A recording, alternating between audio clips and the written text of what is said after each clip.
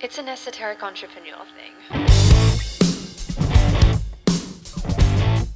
I'm back. Sorry for ghosting, but I got pregnant. I'm here today to catch you up on everything. We're going to talk pregnancy, obviously. I'm going to tell you everything about how the first trimester was, how pregnancy has been, finding out the gender. I'm basically going to answer any questions that I think that you might have. Full transparency, trigger warning, disclaimer, I'm going to be incredibly honest. I'm not going to sugarcoat the experience. I am not going to caveat my experience with gratitude. If you've been with me for a while, you know that this is something that we tried for, that we wanted. And so my gratitude is obvious. And I think if you follow me or you listen to the podcast, my transparency and my honesty is something that you come here for. And so I'm going to maintain that during sharing about pregnancy. I also want to say right up top here that I am obviously pregnant. I share my life on the internet, so I'm not going to pretend I'm not pregnant. That is something that I did consider, but just know I'm not going to be basic about it. You know what I mean? I'm going to share when it's applicable. I'm even thinking that if we want to talk about pregnancy more, or you have more questions after today, we could do a Q&A that's dedicated to motherhood or pregnancy or like my experience.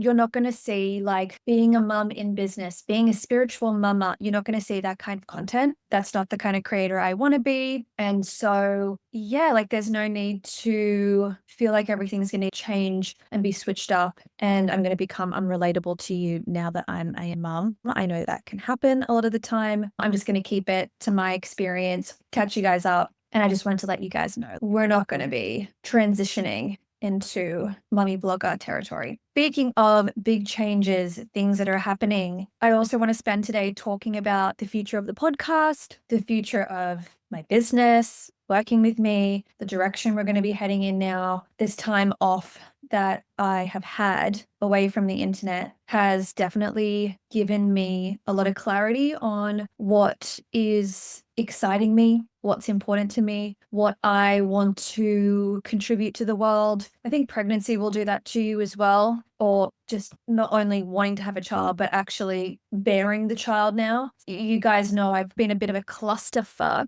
for the last couple of years. Am I an astrologer? Am I a coach? Am I a mentor? Am I a hypnotherapist? Truth be told, I'm all of the above. But my focus for the next year, because at the end of the day, we did start a new year. Not that that really matters around here because we go on energetic calendar because we love the woo and the astrology, and that doesn't start until March, Aries season. But I digress. This year is quite obviously going to be hitting different than other years for me. And that means there's going to be a lot of changes in how I show up. And a part of me didn't even think that this was worth harping on about, or I didn't even think that you guys would care. I logged into my hosting platform, Buzzsprout, yesterday because I was on a client call and we were going through like her plans and what platforms she wants to use to market her business and how she wants to utilize content and leverage the internet to create success in her business. And we were talking about Buzzsprout, the platform, and she's not on it. And I was like,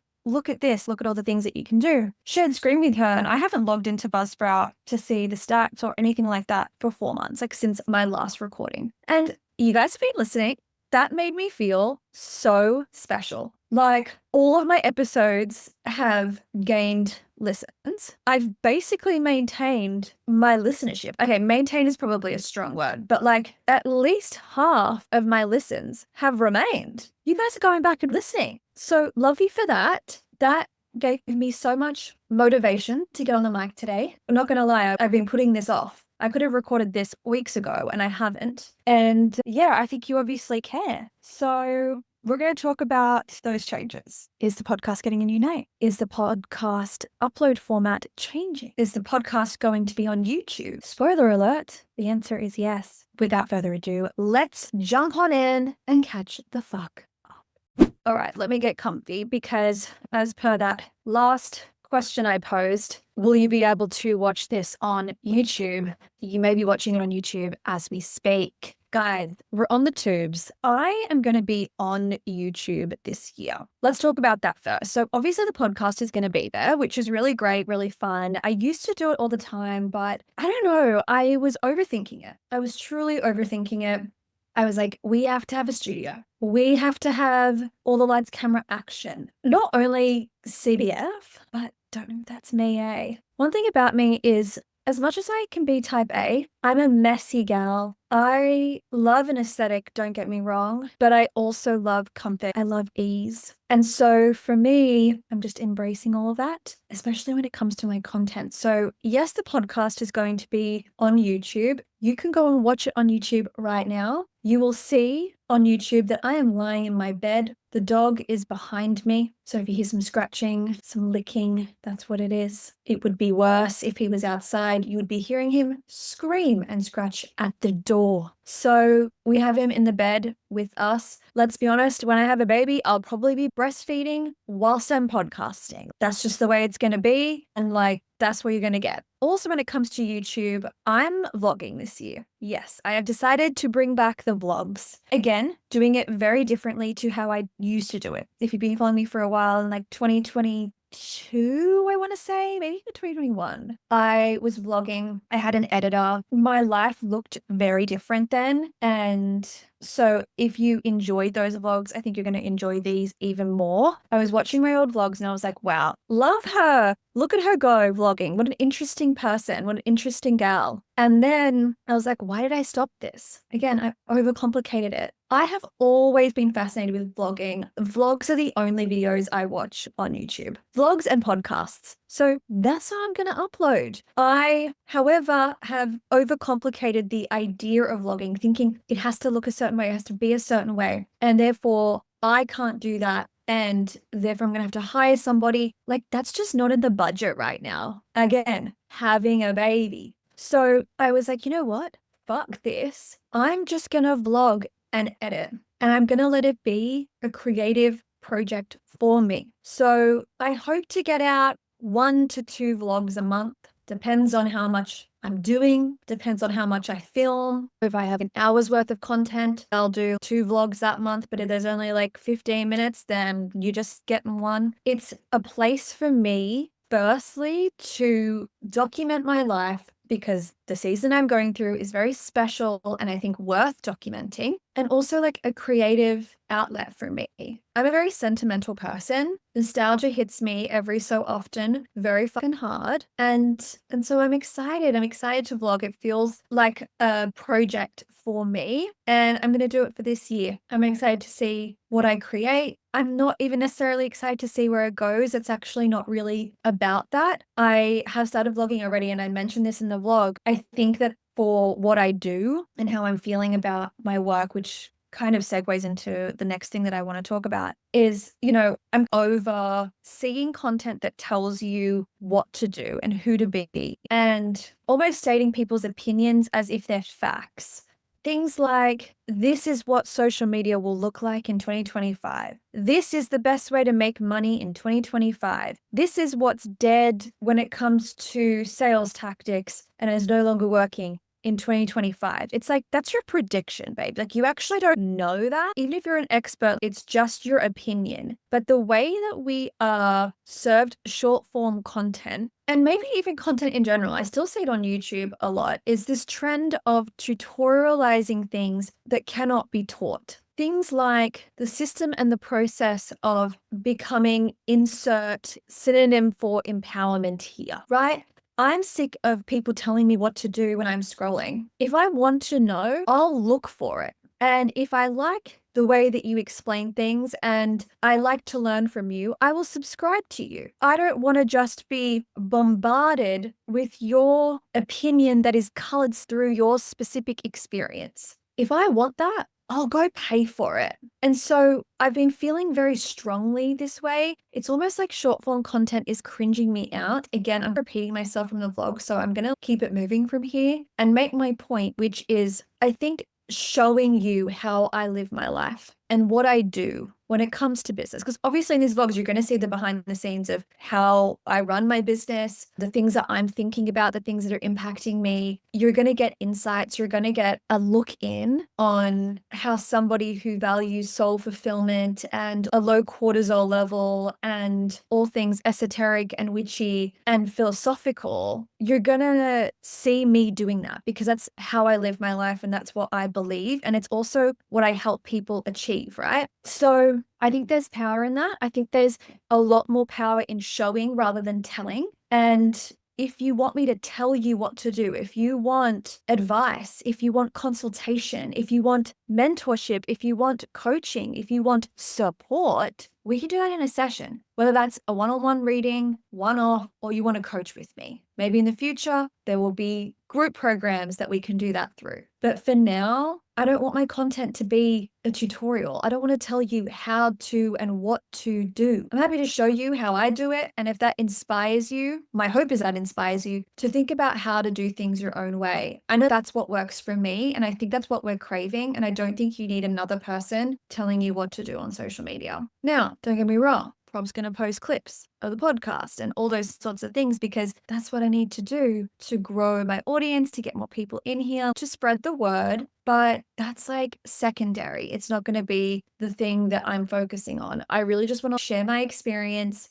And that's why I'm really excited about vlogging. That leads me to the podcast and the format of the podcast and how we're going to be moving forward. So with all of that in mind, I have also been really craving a place to express what I am seeing, what I am experiencing, what I am learning, what I am figuring out. And for a while, I was like, okay, the podcast has to be this place where people learn from me and I have to provide value that's tangible and blah, blah, blah. And I was thinking about starting a Substack or starting a whole other podcast and putting all of that over there so that I could maybe make that space a place where I just do what I've just forementioned or have all the learnings over there and have this separate. And it's just like, you know what? The podcast for me is the place where I yap. Yes, sometimes there were teaching moments and pieces of content that were very information heavy. But at the end of the day, it was a place for me to come and speak passionately about the things that I'm passionate about. When it was weird. What I mean by that is when I first got into astrology and spirituality and all of these things, I was learning all of this stuff.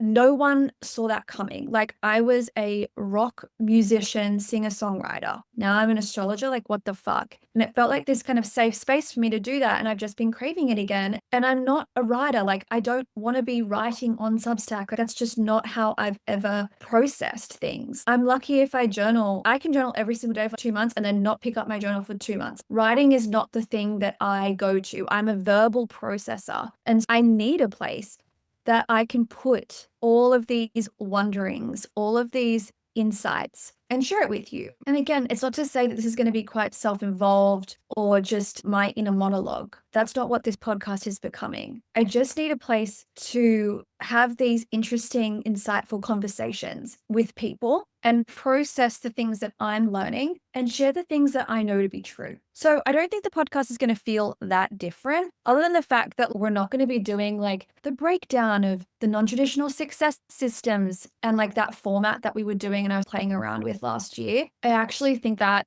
is a whole separate business that I was going to start, but we have put that on the back burner. I just want to focus on this being a place where if you're feeling like you want to get your mind stimulated, if you are in a curious kitty cat mood, if you want to have a lull and a laugh and get a little bit like wild in the thought department, then this is going to be a place for you. It's going to be way more fun than it was before, I think. And just trust me, like you're going to love it, especially if you have loved like the recap episodes and the episodes where I really just pop the fuck off. That's what we're going to be doing a little bit more of. And I will speak to topics and subjects that I do know a lot about and give you like the 411, what it is that you really need to know. Like the next episode is going to be yearly astrology planning resources, which ones are good, which ones are not, which ones you should try, which ones you should avoid. I'm an astrologer. I know my shit. I've tried a lot of shit. Let me tell you. And you can listen to that if you value my opinion on those things. So there's that. With that, it means that we are going to be changing the name of the podcast. I'm going to announce that next week. So stay tuned for that. And sorry, it won't be next week. It'll be in 2 weeks because we are going to a fortnightly format. This will not be forever. I have plans once I give birth. You're going to have the vlogs if you want to catch up with me and want your dose of the JB madness. But as I said, it will not be fortnightly forever. We will be going back to weekly eventually. But from now until I have this baby or I come back from maternity leave, we're going to go fortnightly unless I have something extra to say. Like, I'm not going to be opposed to chucking up a random, but I am committing to once every 2 weeks. When it comes to the future of my business and what I have on offer, I'm going to keep it very simple. It's all about one-on-ones. I love working with people one-on-ones. I've said this so many times. It is my fucking jam, and it's the part of my work that I love the most. Even though I've been off social media and I haven't been posting, I have been working away with my one-on-one clients and stripping everything back to that being really my one and only task when it comes to work has shown me just how much I want to focus on that experience this year. Again, in my final months of being a person without a dependent and in the first 6 months of being a person with a dependent, that feels like the place that I really want to focus my energy. It feels sustainable and it feels exciting. So if you want to work with me one-on-one, now is the time. If you don't know what it looks like to work one-on-one with me, it's a very curated experience. I give you access to all the tools in my tool belt. So we don't just talk about astrology. We don't just do coaching. We don't have to just talk about business. You don't even have to have a business to work with me. My wheelhouse, my specialty is working with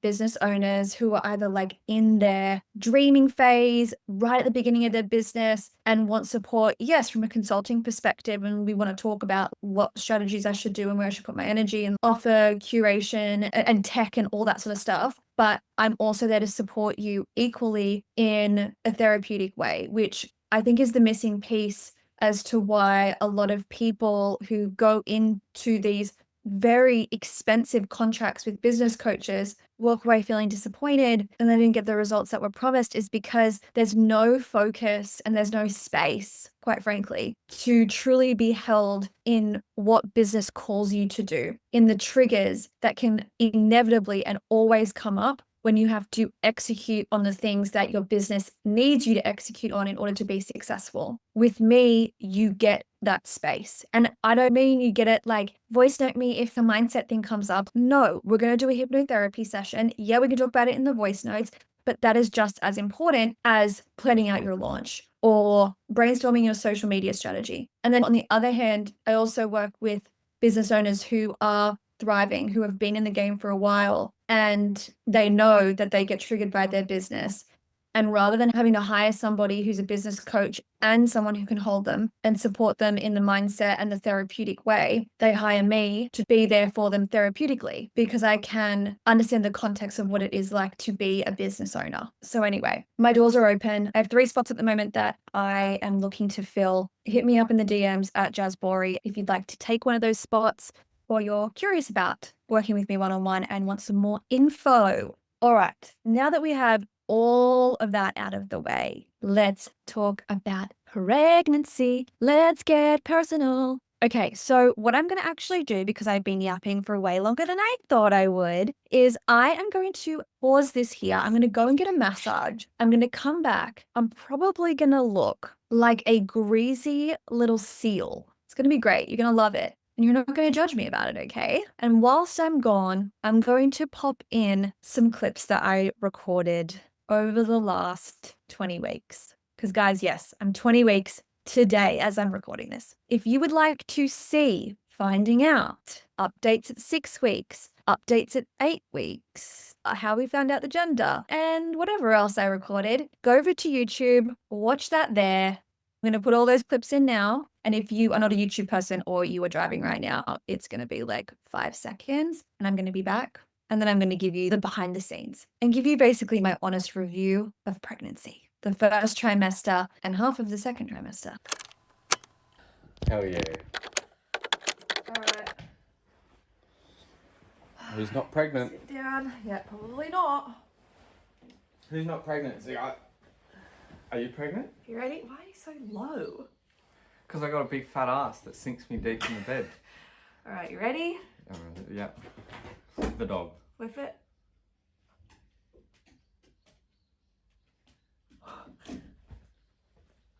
Oh my god. Oh my god. Oh my god. Oh my god. Oh my god. Oh my god. We're gonna have a baby. We're gonna have a baby. Oh my god. Oh my god. Oh my god. Oh my god, we did it.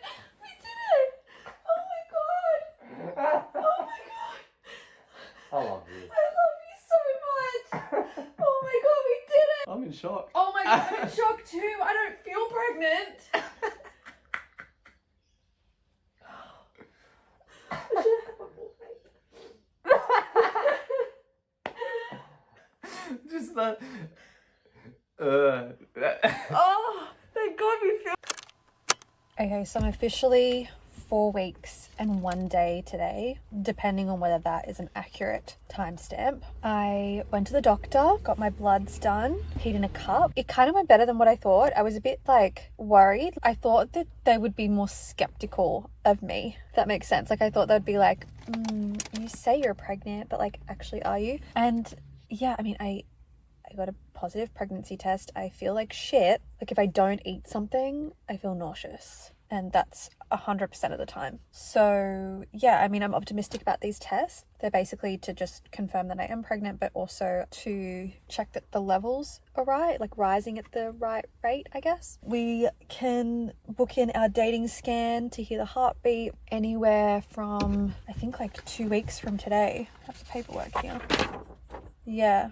4th of the 10th, so anytime after that, 2 weeks after that. That's exciting. I got all the info about what I can and can't eat and what to do if I experience this and this. So anyway, I feel excited, I feel good, I feel pregnant, and I've just decided like I'm just gonna be excited about it and be present and think of the positive. You know, the negative part, you know, with something going wrong, it's always in the back of your head whether you like it or not. And so there's no amount of like positive thinking that's going to make me forget about that. And so it's more just about like, let me just enjoy it, because even if something does happen, I'm gonna wish that I had enjoyed it whilst it lasted, at the very least. So aware of what can happen, but not giving it any mind, you know, just not engaging with it and going, cool, it's there. So yeah, happy. It's one thing I realized, it's like nothing else matters in my life now. And not in like a, you know, pompous, weird way, but in a way of like, all the other shit will just work itself out. Like it is what it is. Like I care, but like I don't care that much in comparison. I don't have enough time or enough energy to care about things that used to just play on my mind. And I think it's because now I have the space to, like, that space has been allocated. Today I am officially 7 weeks and 5 days. I don't even know the last time I checked in, but the last couple of weeks since then, the morning sickness is real. There is no point of the day where I don't feel nauseous. Like, there's nothing. But today is a very important day because we are going to get our first scan. We're getting our dating scan. And the reason we're getting this scan is not because we're unsure of the date. I'm pretty sure it's going to be accurate to my last period. But yeah, we just want to hear the heartbeat. We want to make sure everything's okay. Otherwise, we'd have to wait to 12 weeks, which this has been torturous enough to wait almost 8 weeks. So yeah, we're going to check in early. So I'm just doing my hair for the first time in like 2 weeks, which is, you know, telling. But I am feeling so nervous. So nervous. Like, I feel like I can't breathe. I just feel excited, but also, you know, this could not go well. And I think, you know, thinking that way and being focused on that is not helpful, which I haven't been. I've actually been really proud of myself of how I've been handling everything. Like, I was just predominantly excited and looking forward to today. And I still feel like that, but God, I'd be lying if I said I wasn't. It's really just so, it's like I obviously want everything to go well, and like that's, you know, the main thing, but I think also it's like reality is really setting in. Even if it does go well, it's like, you're pregnant, this is really happening, and you know, this is a pregnancy that we tried for. This is not a surprise, this is not something that has kind of come out of left field. It's something that we really wanted, you know, for a while. It wasn't easy for us to conceive, you know, it didn't happen first try. So this baby is so wanted, but it doesn't take away from how insane the responsibility of this is. And I feel like today, even if it goes well, like that is just confirmed, and it's so exciting. And yeah, I kind of just want to get this done. I just want to be on the other side of it. So the anticipation is not comfortable, put it that way. The anticipation is not a lovely place to be. So I'm just trying to remind myself that it's all out of my hands. Like I can't control what's happening. I'm going to find out results. There's nothing that I can do to make this go well, or like there's nothing I can do to impact the outcome of this. And I'm just surrendering to that. But I'm feeling things for sure. And look, the way I've been feeling, I've been very surprised if this baby's heartbeat is not fucking, because I am so sick and all of the symptoms are happening like exactly when they're sort of supposed to, if anything, like a little bit early. Like last night I started to have a headache and I was like, oh, like that's weird. Like I've drank electrolytes, which by the way, I'm gonna drink a litre in the next like 20 minutes. So what was I even saying? Oh, the headache. I drink electrolytes, like I should not be getting a headache. And I started getting a headache last night and I was like, oh, like if I can't sleep it off, like I'll go have a Panadol, but let's just see if I can just sleep it off, because it was kind of like a dull headache. And then this morning I woke up and I still had it, and I checked my Stardust app. I'm using like 4 different apps, but the main 2 that I'm using is Stardust and Pregnancy Plus. Literally it was like, your blood is, I can't even remember what it was saying, but it was like headaches are to be expected as of today because your blood is doubling basically. So yeah, I think everything's gonna be fine. And that's why I'm like, oh, look, just concentrate on being excited. Like, just get excited and let this nervousness be excitement. It's excitement, it's excitement. But oh my God, I'm just feeling so jittery, and I just wish I could be calm. I wish I could just be like, yep, whatever. But like I have all the butterflies in my tummy and I'm like a little bit shaky. Just trying to breathe. But I don't think I'll check in the car or anything. I don't know if they're gonna let us film anything in there. Dan is not the type of person to ask if they can film. Like, he would sooner die than have to ask that question. But I'm gonna ask. I'm just gonna say, like, is it okay if we film it? Even if we can just like set up the phone or something like near us, like even if we can just get the sound, like just something. I just think that would be cool. So I don't know, we'll see. But if I can't check in with you or give you any kind of inside baseball when we're in there, I'll definitely check in afterwards. Hair is done. Dan's actually having an anxiety nap, I think. Okay, I'm not doing makeup. We're going El Natural. This is all the energy I have for today. I'm gonna go chug some more water and just pray everything's gonna be fine. Just get excited to hear this heartbeat. We get an update on our due date. That's another thing too. Okay, so it's a few weeks later. I can't remember the last time I checked in with you. Were we going to see the heartbeat? I think we were. It was amazing. It was the best thing ever. I cried and everything was perfect. Everything was amazing. It looked great and my due date is exactly what I thought it was. We've also met our OB.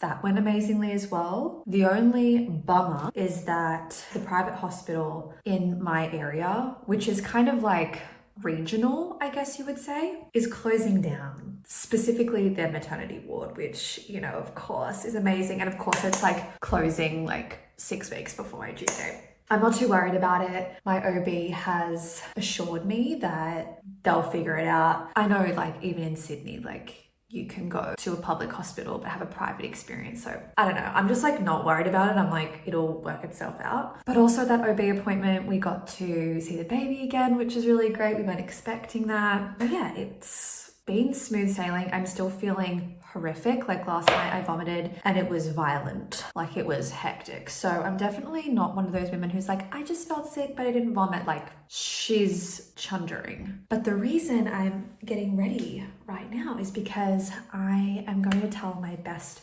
friends. I am not going to film their reactions. That's something that Dan and I have both decided we don't really want to do. One, it's kind of weird to put a camera in somebody's face randomly. Like, I don't know, even when I do have vlogged in the past, I never vlogged people in my life. Like, I only ever really vlogged myself because, I don't know, it just feels weird. Also, we just like want to keep those memories for ourselves. I don't know whether I mentioned this previously, but Dan has really taught me that like there's things that you just will never forget and you don't have to film everything. Like, you really just don't. And I think especially having a child in this day and age, it's making me think a lot about like how much I want to be present and how much I want to pull cameras out and like, you know, capture their childhood. I do wish, as somebody who doesn't have a lot of like home videos or anything like that, we have a lot of photos, but we have no home videos of me as a child. It's something I wish I had. So anyway, something I'm thinking about how we navigate. But I digress. I am going today to tell my two best friends. We've decided that at this early stage, like I'm only 9 weeks, 9 and 2 today, that we are happy to tell basically like our bridal parties, which is family plus like 4 of our closest friends between Dan and I.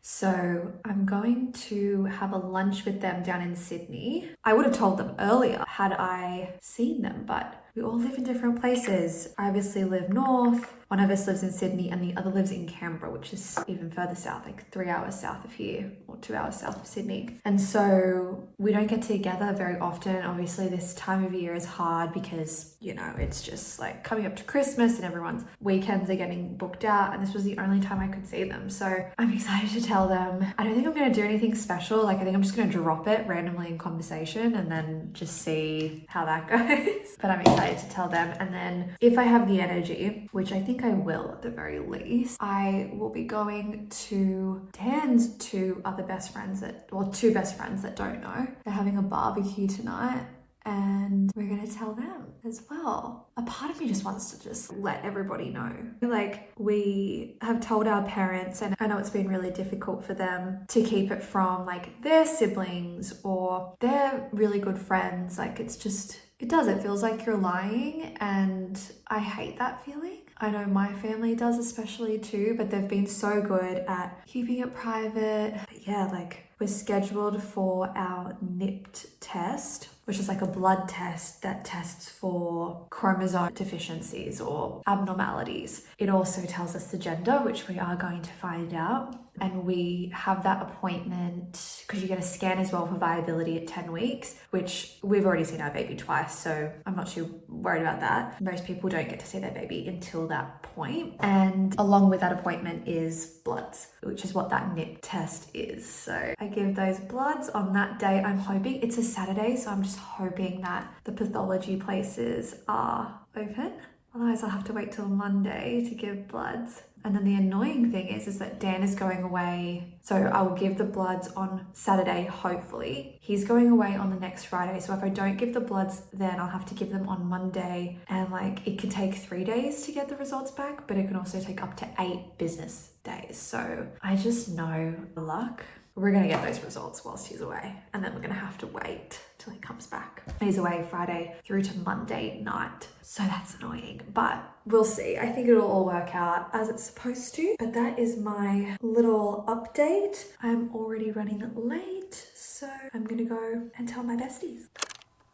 Okay, so it is 5:21 on the 6th of November. It's election day in the US, so not only is that just very anxiety inducing, but in 10 minutes I'm about to call our genetic specialist to get the results of our NIPT test, which talks a little bit about any chromosome abnormalities with the baby and also the gender. I'm not too worried about the chromosome abnormalities because we've had a scan, and on that scan things were looking like they were developing without any abnormalities, so I'm not too worried about it. And also, like, the text that we got as well, I don't know, he put like a smiley face in the text, and I just feel like if if it was going to be a heavy conversation, then he probably wouldn't have put a smiley face in the text. Like, I'm just thinking that. So I'm really just like feeling the feelings right now because yeah, we're going to find out the gender. Now, obviously I'm alone. Dan was supposed to be here for this because we were supposed to get this call tomorrow. We were told that it would be earliest Thursday that we would get this information.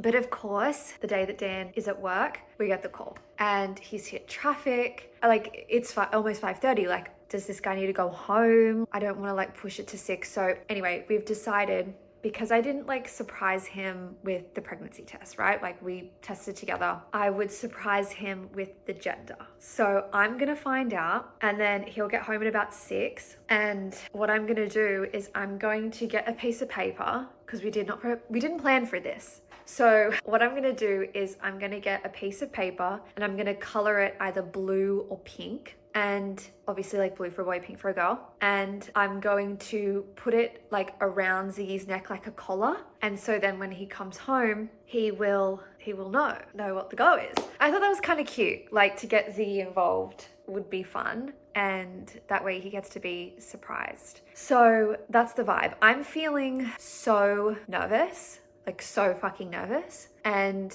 it's not because I want it to go either way. It's not because the gender even really matters. Like, I don't even really care about that. But just, I know it's going to give me a deeper connection.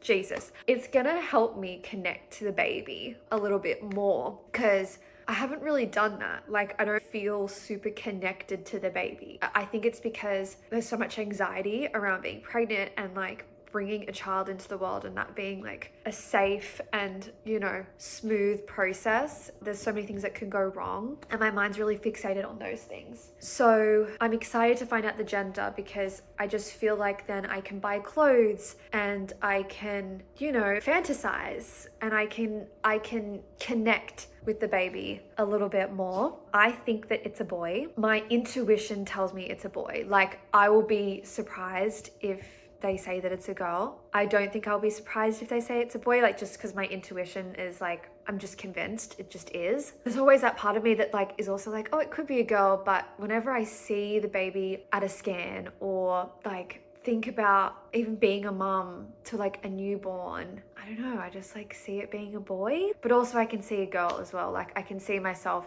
having daughters. There's a part of me that just thinks it's a boy and I'll be happy either way. Like, I literally do not fucking care. I'm just so excited to know. And yeah, it's gonna be really exciting. So how long have I got to go? Okay, oh my God, 3 minutes. Let me give you another little update as well, because the last time we spoke, I was getting ready to go see my best friends to tell them. Spoiler alert, I did not even get there. I got about 25 minutes from home and was like vomiting and shitting myself everywhere. So definitely couldn't make it down to Sydney. So I ended up just telling them on the phone. We've also told Dan's friends. I think I mentioned that we're going to go to a barbecue and tell them. So I did make it to that and we did that. And then we've also told like some of Dan's like he has like high school friends that he grew up with, and then he has like friends that he played sport with and still continues to play sport with. And so like the soccer people who both have little babies. So our babies will be like within a year of each other, which is really cute. There's a boy and a girl. And then another one of our friends who don't have kids yet, but they're getting married in March. And so like they're on track and they want to have kids. So yeah, it was just really fun and exciting to be able to tell them. Week 9 was absolutely horrific. Oh my God, 1 minute. Okay.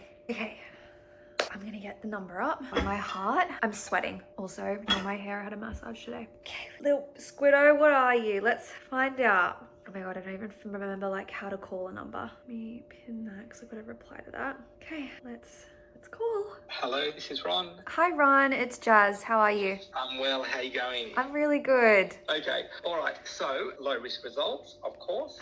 Yes. And that has all been reported low risk. Beautiful. And the sex of the baby Yes. is, Yep. it's a girl. Oh my God, really? Yep. Sorry, Ron. Oh. So, We thought it was a boy.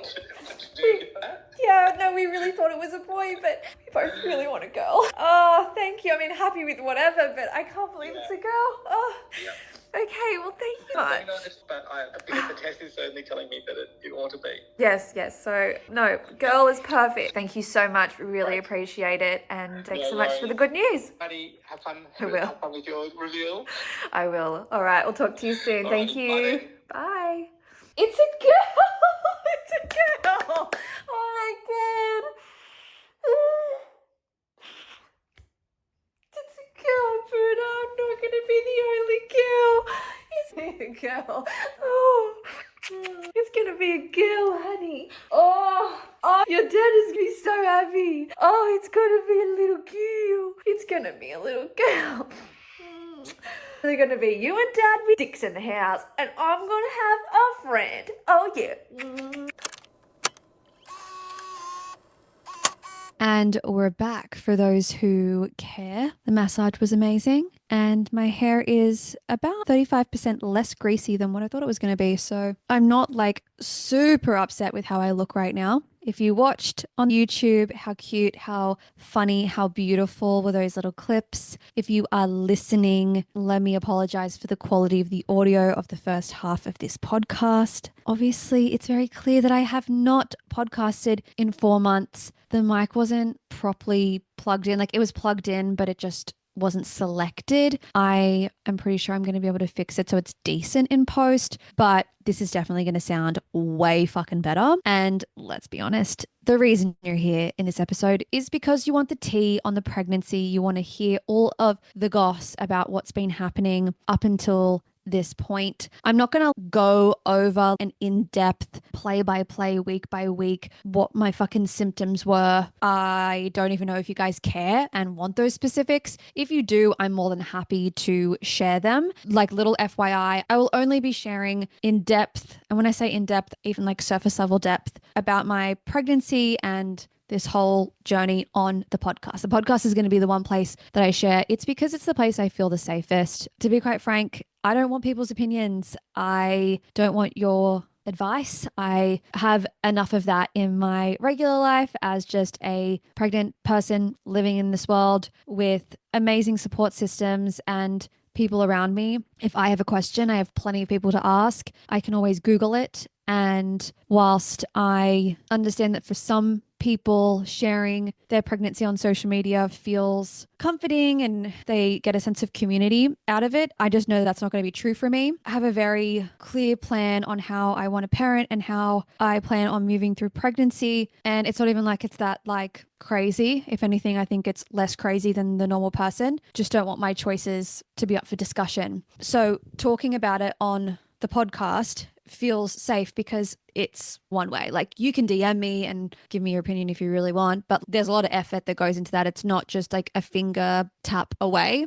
And this community of listeners, like this audience per se, feel like my fucking people. I feel safe with you guys to share what I do want to share. I just know like you guys aren't fucking weird. Yeah, I'm happy to do a Q&A. I think that actually would be really fun. But you have more questions after today and you want to know like the goss, like I can totally give it to you, but do you even care? You probably don't. I'm not going to assume that you give a shit about my pregnancy in depth, but if you do, let me know and we can do a Q&A about it. And I'll just do a whole separate episode so that if you're not into the whole pregnancy chat or like you just don't want to hear it, you don't have the capacity for it, you don't have to subject yourself to that. You don't get half an episode. You can just like skip that episode. You know what I mean? Let me give you the overarching story. We found out that we were pregnant on the 17th of September, I think. All I remember is that it was a full moon. And we had been trying for, I don't know, like 8 or 9 months. And you would have seen this in the video, but we were very surprised that we conceived because we just had negative tests for however many months. And we're just like, oh, like it'll probably just be negative. Usually I'm like waiting by the test, waiting for it to come up. I always did digital. So I was like, fuck this like 2-line bullshit. Like I want to know if I'm pregnant or I'm not. I left it for 10 minutes up on my bedside table. And I was like, oh, we better go check it. So we came up and I was like, oh, I better film it just in case. I almost didn't film it, which is like crazy because I filmed every other time. And yeah, we turned it around. We find out we're pregnant. And straight away, I was like, I have to tell my mom. I am not going to not tell my mom literally today. Like it felt so weird to not say anything to anybody.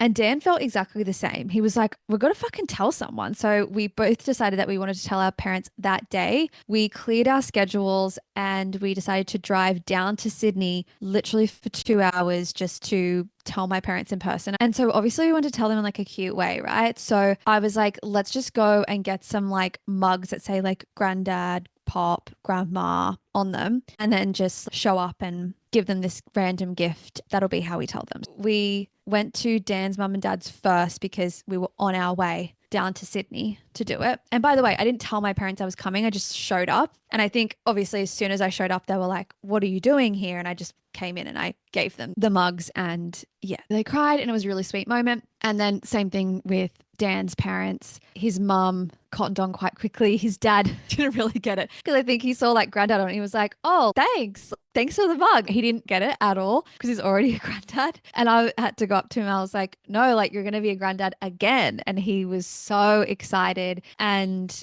yeah, it was just a really cool moment. My brother was also at home. He lives with my parents. So we bought him like an uncle mug and gave him the mug at the same time. And yeah, it was just like a cute little moment. We told all of our friends between 6 and 8 weeks. We told Dan's siblings around the same time as well. And yeah, we just told them like very nonchalant. We told like our friends who had babies like recently. I was like, oh, like how old are they now? And they were like, oh, like 2 months, 3 months. And I was like, oh, so they'll only be like 9 months older than our baby. Then people realize what we're saying. Like we just dropped it into conversation with all of our friends. And that felt actually really special. We didn't film any reactions of telling anyone that we're pregnant. It does feel, I don't know, a bit like invasive. And it also just didn't feel like us to set up a camera and pretend to take a picture and be like, Jazz is pregnant. I don't know. It just didn't feel authentic to us. It's just not our style. I'm really glad we didn't actually film any of it and that those moments were just for us and for our friends and for our family. And I really wouldn't have had it any other way. Pretty early on, I actually found out I was pregnant at less than 4 weeks. I was probably like 3 weeks, 5 days or something like that.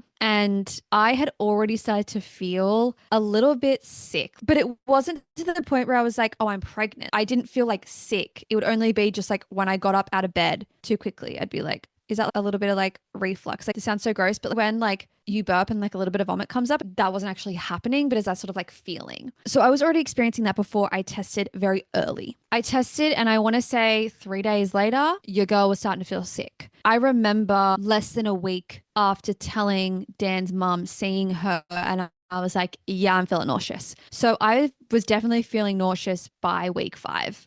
Can say 100%. Then that continued and continually got worse until I was 16, 17 weeks. So until about 3 to 4 weeks ago, your girl was having every fucking symptom that you can even comprehend. Okay? Nausea, feeling nauseous all the time, waking up in the middle of the night, nauseous. I unfortunately wasn't lucky enough to just feel a little bit nauseous. No, your girl was vomiting. I didn't want to eat anything, but I was starving all the time. The amount that I was sleeping was crazy to me. I was like sleeping like 9 hours a night and having 4-hour naps in the middle of the day. I was either constipated or diarrheaing. I was so sensitive to any smell. Even the thought of certain things would make me gag. I was not well. Surprisingly, my mental health wasn't that bad. I'm in therapy twice a week for the CPTSD, which I'm still in recovery for. So that definitely helped. And I can say that helped because I haven't gone to therapy for 6 weeks because I was too sick to attend one session. She was then sick. Then we had the break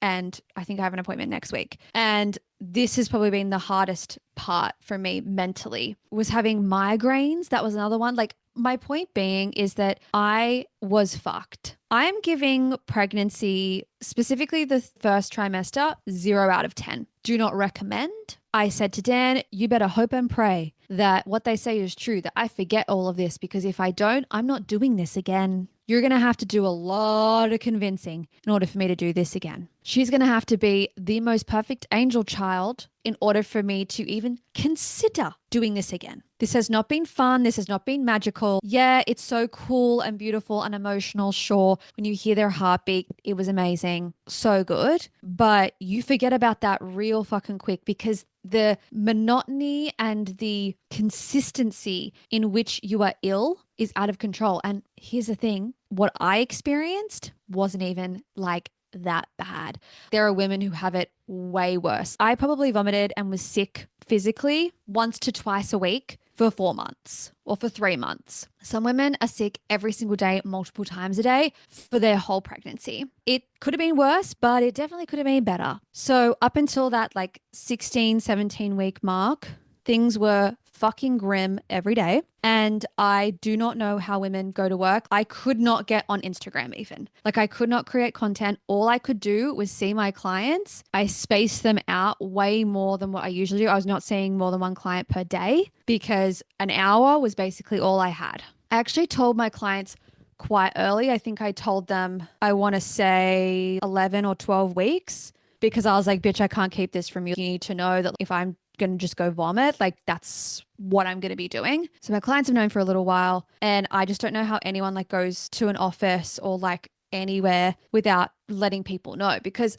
that's the thing too. Like my quality of work was not good in comparison. I was not proud of the work that I was doing. I felt like I was not going to say a burden, but I feel like I was a fun sucker. Like I didn't want to be the pregnant person who just lied in bed and did nothing. I did make like a conscious effort to go to dinner with friends if I did have the capacity and push myself a little bit and gave myself the permission to leave if I needed to. I definitely wasn't as reclusive as what I see other pregnant women do, but that was because we told our friends at 8 weeks. I was like, I can't go to these gatherings and have them not know. So I've got two options here. Don't go to the gathering or go to the gathering and tell them. And for me and Dan, we decided that the friends that we were hanging out with, which is basically like bridal party, those are the friends that we told at 8 weeks that it was okay for them to know, and that if something did go wrong or whatever, that we were happy to have them in on this. I definitely think that telling your employer early should be way more, I think, socially acceptable, but also welcomed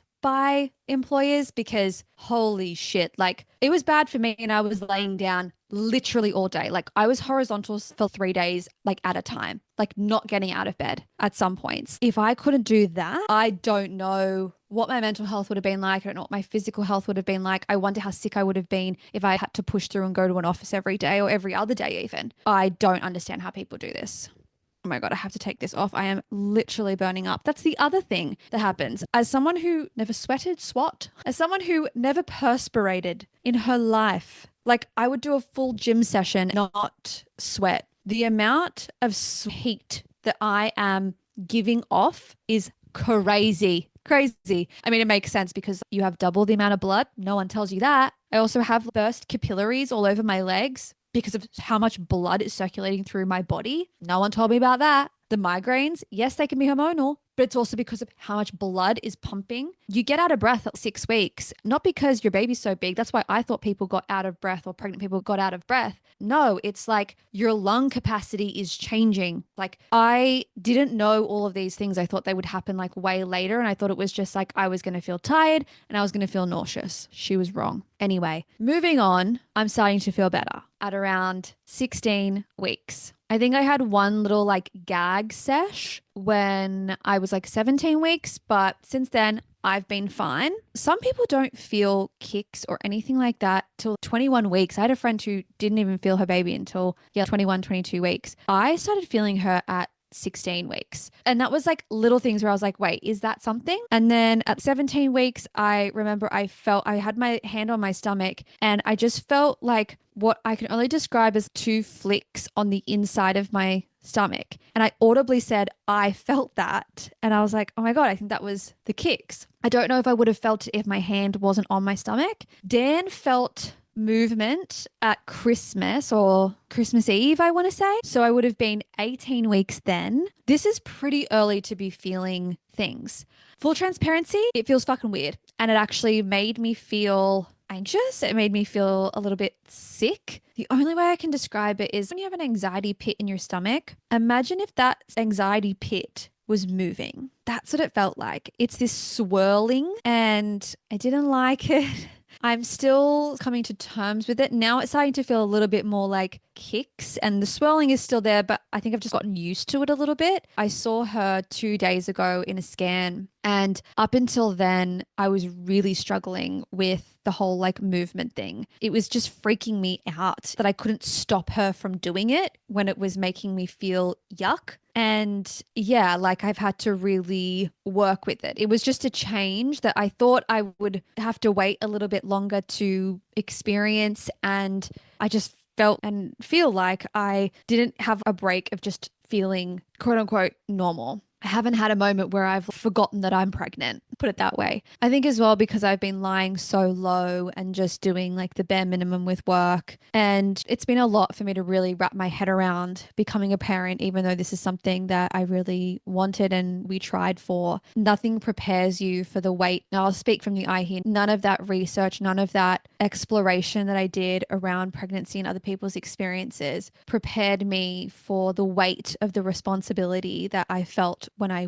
did become pregnant. I struggled with this idea of feeling like I was strapped into a roller coaster that I couldn't get off of. And for me, that plays a lot into my PTSD of this feeling of being trapped and not being able to leave. Shout out to my therapist, Julie. We love her. Without her, I think I would have really fucking struggled. I have struggled a little bit over the last couple of weeks not seeing her regularly. And the way I am pumped for my next session with her is undescribable. But seeing my little baby girl on the screen during that scan the other day at 20 weeks, like they look like a baby, like they look like a human. I was like, that's my girl. And whenever I see her, I'm like, no, actually, there's nothing to be afraid of. The other thing too that I think was really interesting and worth reporting back to you was that I have found that my anxiety around becoming a parent, which again, normal. If you're not anxious about becoming a parent, that's fucking weird. Sorry. You are probably underthinking it a little bit. It's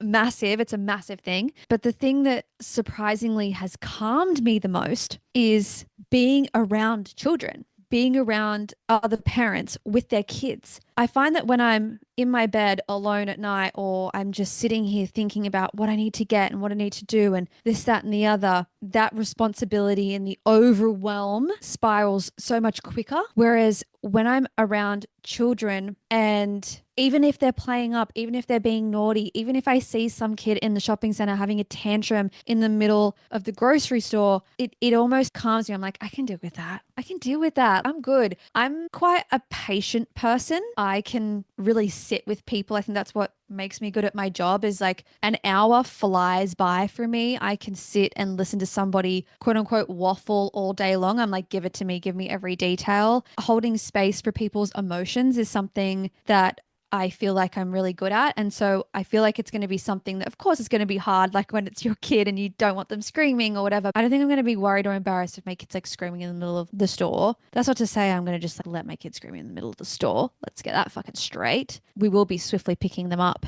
and removing them from the situation so that they are not disturbing everybody else's peace. But sometimes you can't stop that from happening. Like, it is what it is, right? Whether that's in public or at home. And I think my ability to not get emotionally dysregulated from screaming, crying, even just like the loudness of children excites me. But also it has helped me actually come back to reality around the fact that it's going to be okay and I'm going to be able to do this.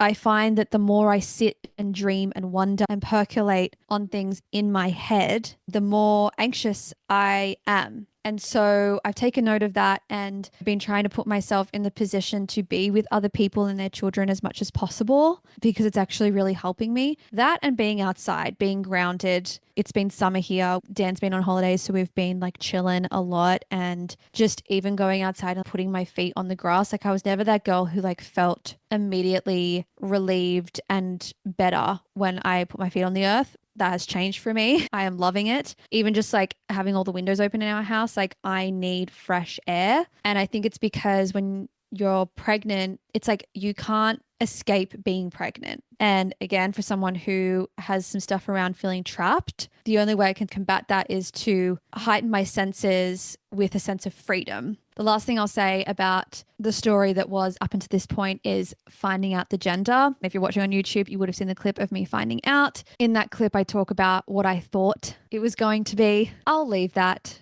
If you want to know that part of the story, you can go and watch. But we are having a little girl. And if we could have chosen our dream first child, we would have loved to have a girl first. What I will say is I thought that when I fell pregnant, I would be like, I want a girl. I hope it's a girl. I thought that I would really have a preference, and I truly did not. I was like, I literally don't care. Like what they say is you just want to have a healthy baby. That is actually true. That's not some bullshit, I would tell you. Of course, I still had the dream scenario, but you become so much more open to the possibility of whatever you're going to have and you're going to get. And I can't imagine being upset about having a boy or being upset about having a girl. We were just really lucky to like have that dream come true. I've always felt like I was going to have a girl. That's just something I've always just felt in my loins, in my bones. So to have that vision become a reality was definitely something I was grateful for, especially because I was feeling so upside down when it came to pregnancy. If you had told me that I would wait until halfway through my pregnancy to talk about it online 4 months ago, 5 months ago, I would have told you were crazy. In the early stages of pregnancy, all I wanted to do was tell people. But I found that once I told our friends and our family and the people who are immediately in our lives, talking about it online didn't seem as important. That's not to say that when I announced this morning that I did not feel a sense of freedom and an abundance of love. And not just because it's the dopamine hit of the likes and people congratulating you. I didn't realize that it did still feel like I was hiding. And now I just feel really open and really free. Last little couple things before I sign off that you might be curious about is due date. We are expecting a baby in May. If you want to know the date, you can pick up on the context clues and do the math yourself. And have we chosen a name? We have. There is only one name that felt right for both me and Dan together. We will be announcing her name when she's born, though we are still talking about whether we want to even put her full real name out there, but you will get like her nickname or a version of her name in some way, of course. Like I'm not going to not tell the internet her name. That's crazy to me. You just might not know her full name. But yeah, we've chosen a name. We love it. We have a secondary name, but in saying that, I have already ordered a pendant for my necklace with her initial on it. So when I feel into her and her energy, I do feel like this is her name, but I reserve the right to change my mind. I think I'm going to leave it there. As I said, and even as I was answering those questions, a part of me does want to do a Q&A. So if you would like that, let me know. I wish there was like some way to do a poll or something. I don't know. If you're watching this on YouTube, put a love heart emoji down below if you want a Q&A. If you are listening to this, send me a DM being like Q&A, please. And then submit any questions that you have, of course, whilst you're at it. But if I get enough responses and demand for it, I'll put like a question box up on Instagram or something, and we can do a cute, fun Q&A. Like, you want to know like the names we loved but we won't be using, or what my birth plan is, or whether we're going private or public, how we decided these things, like things that I'm afraid of, any parenting questions. I am an open book if you have the question, but I'm not going to offer that information unless you want to know. And as I said, the only place I'm going to talk about it is right here on the pod. So with that said, for the very, very last time, this is the Esoteric Entrepreneur Podcast. I'm your host, Jazz Bori, and I'll see you in the next episode.